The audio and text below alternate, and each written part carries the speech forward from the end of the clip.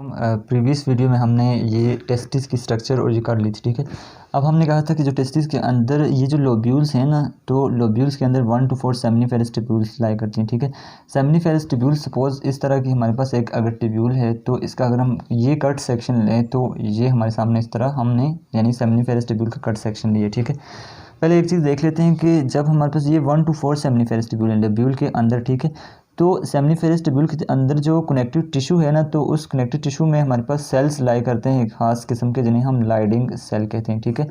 लाइडिंग sales के अंदर क्या होता है, टेस्टोस्टेरोन प्रोडक्शन होता है, यानी लाइडिंग सेल प्रोड्यूसेस टेस्टोस्टेरोन, ठीक है। और किस स्टिमुलाई पर हमारे पास ल्यूटिनाइजिंग हार्मोन, यानी ल्यूटिनाइजिंग हार्मोन यहाँ एक्ट करता है लाइडिंग सेल पर और वो टेस्टोस्टेरोन प्रोड्यूस करते हैं, ठीक है। तो ये चीज़ हो गई। अब हम देखते हैं कि इसका ये हमने देखा है, ल्यूमेन देखा है, ठीक है। तो इसकी सबसे पहले हमारे पास ये क्या है, ये इसकी एपिथेलियम है, यानी ये एपिथेलियम मैंने शो किया, एपिथेलियम के सेल्स शो किए हैं और ये इसका ल्यूमेन है, ठीक है। और ल्यूमेन के अंदर स्पर्म्स हैं। अब हम ये देखते हैं कि इसकी एपिथेलियम कौन सी है और इसके हम सेल्स डिस्कस कर लेते हैं, ठीक है। तो सबसे पहले हमारे पास ये एपिथेलियम कौन सी है, हमारे पास स्ट्रेटिफाइड क्यूबाइडल एपिथेलियम होती है इसकी। स्ट्रेटिफाइड क्यूबाइडल एपिथेलियम के जो हमारे पास this is stratified cuboidal epithelium, और उसकी जितनी भी लेयर्स हैं वो सक्सेसिव स्टेजेस ऑफ स्पर्म्स को शो कर रही होती हैं, ठीक है। यानी कि हर नेक्स्ट जो आने वाली ल्यूमिनल की तरफ लेयर होती है वो मैच्योरिंग स्पर्म की तरफ जा रही होती है, ठीक है। स्पर्म प्रोडक्शन की तरफ स्टेप्स होते हैं, ठीक है। तो अब हम ये देख लेते हैं कि इस एपिथेलियम में कौन से 2 टाइप्स के सेल्स हैं, ठीक है। इसमें 2 टाइप्स के, एक हम कहेंगे कि स्पर्मेटोजेनिक सेल्स, ठीक है, spermatogenic cells, and the other are supportive cells, ठीक है। यहाँ आपको ये जो नज़र आ रही हैं, ये जो सारी लेयर्स हैं ना, ये जो सीक्वेंस से लेयर्स हैं, ये स्पर्मेटोजेनिक सेल्स हैं, ठीक है। दिस इज़ फर्स्ट लेयर, ठीक है, एंड सेकंड लेयर ग्रीन आपको दिखाई गई है, और third layer red, and the fourth one is the black, and आगे स्पर्म्स हैं, ठीक है। तो जो हमारे पास स्पर्मेटोजेनिक सेल्स हैं उनकी हम लेयर्स देख लेते हैं, ये और ये जो बीच में है ना, ये सर्टुलाइज सेल स्पोर्टिंग सेल्स हैं, ठीक है, अदरकोल। अब हम स्पर्मेटोजेनिक सेल की लेयर देखें तो सबसे पहले जो ये लेयर होती है ना, इस लेयर में हमारे पास स्पर्मेटोगोनिया होती हैं, ठीक है, स्पर्मेटोगोनिया में क्या होता है कि मतलब सक्सेसिव माइटोसिस डिवीजन्स हो रही होती हैं, और माइटोटिक डिवीजन से हमारे पास क्या बन रहे होते हैं कि आगे type A and type B types के हमारे पास प्राइमरी स्पर्मेटोसाइट बन रहे होते हैं। ये ग्रीन आपको प्राइमरी स्पर्मेटोसाइट नजर आ रही है, ठीक है। टाइप ए वाले वो होते हैं कि जो अपनी ही यानी स्पर्मेटोगोनिया की लेयर को मेंटेन रखेंगे, ठीक है। जब ये हमारे पास 2 में होंगे, ऑब्वियसली ये सपोज हमारे पास 2 में आगे जाते हैं, इस तरह 2 में हमारे पास जाएंगे, तो एक ने तो इसकी लेयर मेंटेन रखनी है ना, क्योंकि ये लेयर भी तो मेंटेन रखनी है, और दूसरा आगे हमारे पास स्पर्मेटोसाइट की तरफ जाएगा, ठीक है। तो जो टाइप बी होंगे वो हमारे पास आगे स्पर्मेटोसाइट की तरफ जाएंगे, सेकेंडरी स्पर्मेटोसाइट्स, और आगे स्पर्म प्रोडक्शन की तरफ जाएंगे, ठीक है। तो हमारे पास फर्स्ट लेयर के स्पर्मेटोगोनिया, और सेकंड लेयर जो ग्रीन मैंने आपको शो की हुई है, दिस इज़ प्राइमरी स्पर्मेटोसाइट की लेयर होती है, ठीक है, प्राइमरी स्पर्मेटोसाइट। और थर्ड रेड जो मैंने शो की हुई है, दिस इज़ सेकेंडरी स्पर्मेटोसाइट की लेयर है। और फोर्थ वन हमारे पास क्या है, स्पर्माटिड्स हैं, ठीक है, स्पर्माटिड्स एट द एंड हमारे पास किस चीज़ में कन्वर्ट होते हैं, ल्यूमेन में जाते हैं। यानी जब हमारे पास अच्छा इन सारे सेल्स में डिवीजन होती है, यानी इसमें डिवीजन होगी ये बनेंगे, इसमें डिवीजन होगी ये बनेगा, इसमें डिवीजन होगी तो ये बनेंगे।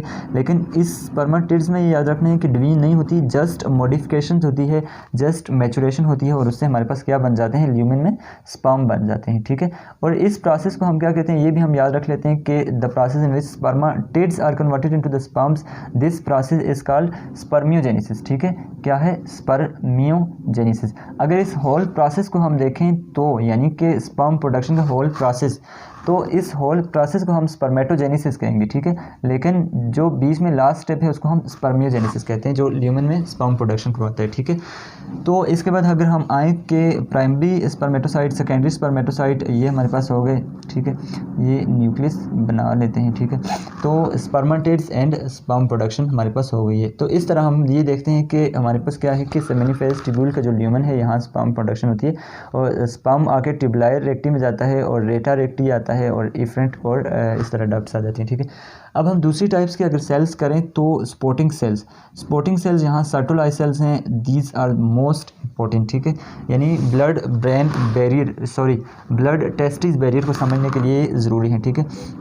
हमने ये कहा है कि ये जो हमारे पास जो सर्टुलाई सेल है स्पोर्टिंग है और इसके जो लेटरल प्रोसेस होते हैं ना, दो सर्टुलाई सेल सपोज, तो वो लेटरल प्रोसेस आपस में यानी कि ऑक्लूडिंग जंक्शन के थ्रू आपस में मिले होते हैं। ठीक है, ऑक्लूडिंग जंक्शंस किस तरह के, एक प्रोसेस से आता है एक प्रोसेस से आता है, तो इस तरह हमारे पास दोनों को ऑक्लूड करने के लिए जंक्शंस होते हैं। ठीक है, जिनको हम ऑक्लूडिंग जंक्शन या जोन्युला ऑक्लूडेंस कहते हैं। ठीक है, वो जंक्शंस मिले होते हैं। अब क्या है कि एक चीज़ ये समझ लें कि जो यहाँ बाहर है ना, तो ये बेसमेंट मेम्ब्रेन से जो बाहर होगा तो यहाँ ब्लड वेसल्स हैं। ठीक है, ये जंक्शन ये समझने के लिए ज़रूरी है कि जो ब्लड टेस्टिस बैरियर है ये एक्चुअली क्या है, ये चीज़ समझना ज़रूरी है। ठीक है, तो ब्लड टेस्टिस बैरियर क्या है कि ये जंक्शन यानी कि इस लेयर्स को हमारे पास दो कंपार्टमेंट्स में डिवाइड कर देती है। एक इनके आगे वाली ल्यूमिन की तरफ which will call adluminal compartment. ठीक है, एड ल्यूमिनल कंपार्टमेंट, एंड जो इस जंक्शन के जो पोस्टीरियर रह जाती है ना, ये वाला कंपार्टमेंट, ये वाला। ठीक है, ये वाला, इस कंपार्टमेंट में हम क्या कहते हैं, बेसल कंपार्टमेंट, क्योंकि ये बेसमेंट मेम्ब्रेन की तरफ है ना, तो इसको हम बेसमेंट, और हमेशा बेसमेंट मेम्ब्रेन से पीछे हमारे पास कनेक्टिव टिश्यू होता है जिसमें ब्लड वेसल्स होती हैं। ठीक है, एक बात और यहाँ याद रख लें कि जो कनेक्टिव टिश्यू होता है, यहाँ कनेक्टिव टिश्यू में हमारे पास एक स्मूथ मसल्स होते हैं, खास किस्म के सेल्स होते हैं जिनको हम मायोइड सेल्स कहते हैं। ठीक है, मायोइड सेल की कॉन्ट्रैक्शन की वजह से ये हमारे पास स्क्वीज़ होगा और स्पर्म्स को हमारे पास, जिस तरह हमारे पास यहाँ मायोइड सेल हैं तो ये स्क्यूज़ होंगे तो स्पर्म आगे की तरफ मूव करने में हेल्प करेंगे। ठीक है, ये चीज़ हो गई।